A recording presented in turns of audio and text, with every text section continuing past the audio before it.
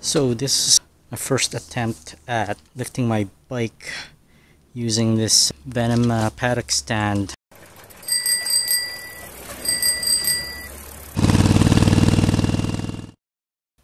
And I'm a little scared, but I prepared myself.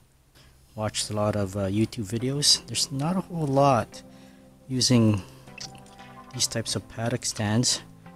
I would have preferred spools because I think it's much safer, and the bike already has spools. I can certainly buy the adapter for this, another additional $45 on top, but I may still buy one, who knows, but I'm gonna try it on this anyways. People have been successful. The width of this is not really perfect. But actually, you notice that I put the spring, I had to put the spring, one side of the spring here on the outside instead of being on here, only because it just, if they were both on the inside, even at full maximum extended there, it would not fit, would not clear my swing arm. So I had to put one on one side here and the other on the inside. I suppose I could have put them both on the outside, but I think it's just safer to do it this way.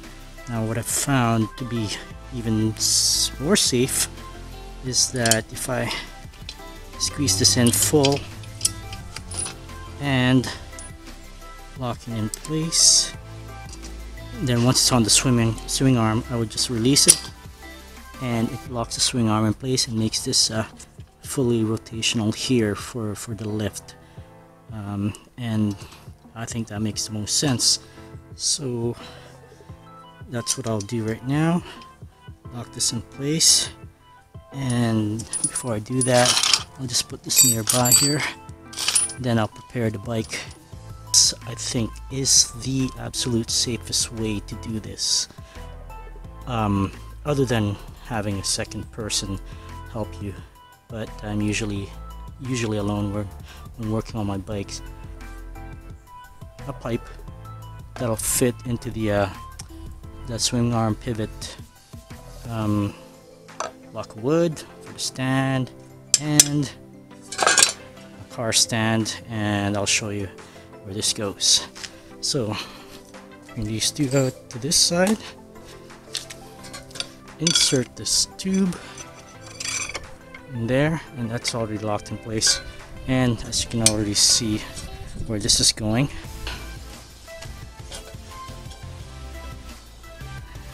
Now you can see where this is going. I would carefully just lean the bike over to the right side until it meets with the stand, and now it is almost fully vertical. And then with this block of wood down here, just simply slide it in there, and there you go. It is as stable as it's gonna get before lift, and as you can tell, the bike is perfectly straight up.